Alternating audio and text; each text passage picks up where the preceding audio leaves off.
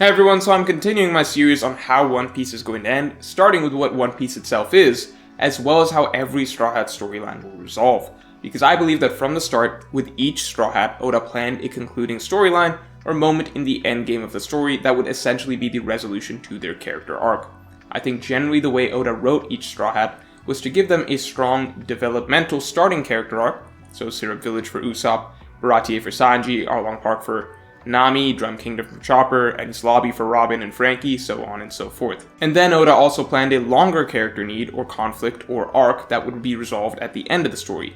And to be clear, this isn't as simple as saying each Straw Hat is going to fulfill their dream. For example, Frankie's dream is for the Thousand Sunny to make it all the way to the end of the Grand Line, but I don't think that is the closing point for his character. I don't think that is going to be the big character moment that will bring essentially the story of Frankie to a close. Now, I strongly encourage you to check out the previous two videos to get full context. At the very least, the theory of what One Piece is itself, but even if you don't want to, let's just get into the next batch of Straw Hats. Today we have Usopp, Sanji, and Chopper. And before we get into it, make sure to subscribe for more One Piece content like this every week. So, Usopp's endgame is simple.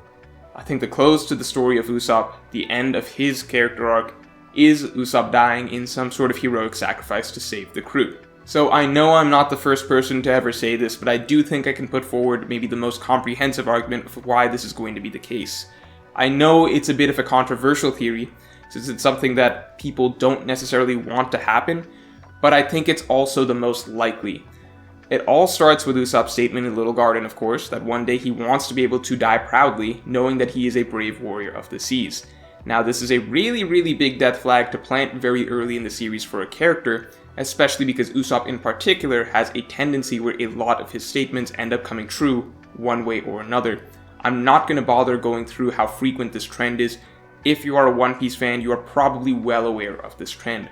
So that's very important to consider, first of all, that in any series, any work of fiction in general, it is usually an ominous bit of foreshadowing when a character begins talking about their own death or how they would want to die. And for Usopp, it is just a little bit worse, because his character in particular tends to make proclamations that have a habit of coming true down the line.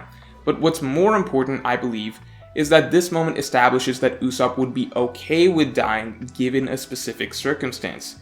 If Usopp can proudly feel that he is a brave warrior of the sea, then he would be okay with his own death, and that is a very scary thing in One Piece. Because as we all know, Oda is a very sentimental writer. He has trouble killing off characters. No one dies in One Piece. We all get that. But what people don't recognize is the trend in terms of the characters he is okay with killing off. By that I mean he tends to only kill off characters if he can write them in a manner such that they're very okay with their own deaths, if they feel very fulfilled at the time of their death, or if their death fulfills some sort of need for them. For instance, Ace was perfectly at peace with his own death, as the entire conflict of Marineford, where he got to see how much others loved him and cared for him, answered the question of whether or not it was okay for him to have been born. That was all Ace really wanted in this world, to answer that question. So this event that caused his death was also the event that resolved his internal conflict, as he was shown the answer to this burning question of his. Even more directly, we have Pedro, who already had very few years of life left to live, and whose entire character conflict revolved around trying to find some way to be of some small use to bringing the dawn of the world with the short amount of lifespan that he had left. And he was, of course, able to do precisely that with his sacrifice, meaning that Pedro's death, being able to die like that, was the resolution of his dream. So the fact that Usopp's dream, his full dream, is to be able to die feeling that he is a brave warrior of the sea, is a huge death mark for his character, because even though this is a series where characters don't die, Usopp fits the bill of the rare type of character that Oda is okay with killing off. Not to mention that, simply put, the most powerful single dramatic event, the single most powerful dramatic card that Oda has up his sleeve that he could play for the rest of the story, is the death of a Straw Hat. That is simply the most powerful thing Oda can do in this story with what he has set up. I don't think we're going to get to the climax of One Piece without some event topping Ace's death, and the fact that Oda has written a Straw Hat who from the start was outright okay with dying given a specific circumstance does make me feel that this is what Oda has in mind for the end game. Not to mention, if we actually look at Usopp's character, there is one clear difference between his dream and every other character's dream. If we can accept that every Straw Hat will feel fulfilled in some way once their dream is fulfilled, then you have to look at Usopp's dream and see that he is the only one whose dream does not actually have a concrete end or goal. It's not drawing a map of the world, it's not becoming the world's strongest swordsman, it's not finding the All Blue, it's not reuniting with a friend, it's not seeing peace between humans and fishmen. Every other dream has some sort of point of factual achievement where objectively it has been accomplished. But with Usopp, it's simply becoming a brave warrior of the sea. It's a personal journey about his own character growth and development, and he is the one who needs to feel that he has fulfilled that. Because by many standards, if not by most standards, Usopp is already a brave warrior of the sea. Usopp was arguably a brave warrior of the sea the moment he stepped off his island.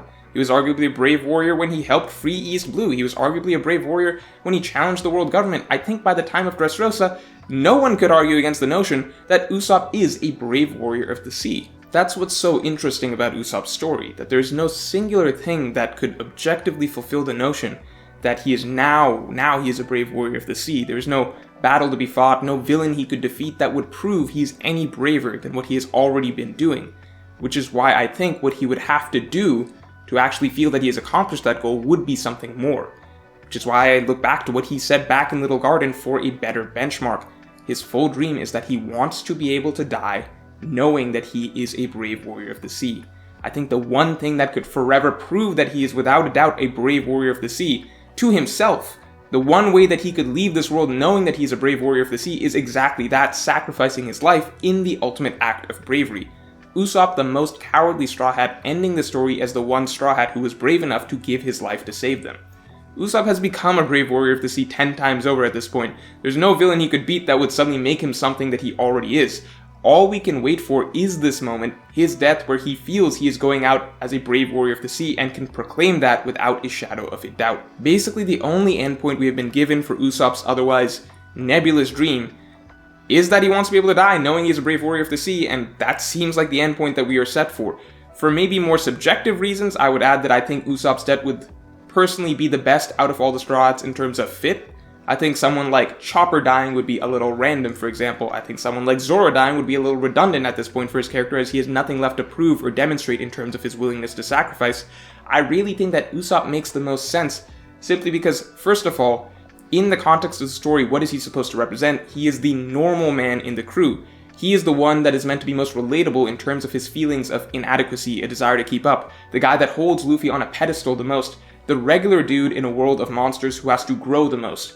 It is simply the most powerful character arc for him out of any of the Straw Hats to grow from the most cowardly regular Joe at the start of the series into the one who ultimately has to save the rest of them and gives his life doing so, while also feeling happy being able to go out that way. On top of that, as Luffy's best friend, I think it would be the best death for Luffy's character in terms of how that can affect him and fuel him in a way in the final conflict. It would provide another moment similar to Ace's death, but now with a Luffy who's finally strong enough to get back up and do something about it.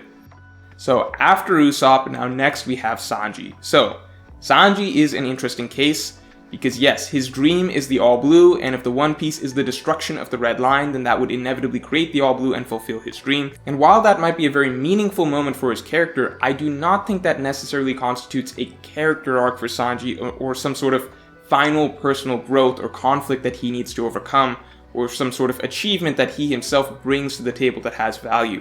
It would definitely be a very happy moment for him, a very fulfilling moment, but it's not so much about what we're talking about here, because the reality is that the creation of All Blue in front of his eyes would be a very passive moment. We're talking more so about active character moments and character arcs that are happening in the endgame of the story. For example, for Nami, it would be something like getting Luffy to Raftel. For Usopp, it would be sacrificing himself to save the crew, etc. So people may not like this, but I think that we have already probably gotten the major, most important character arc and endgame storyline for Sanji, and that was Whole Cake Island.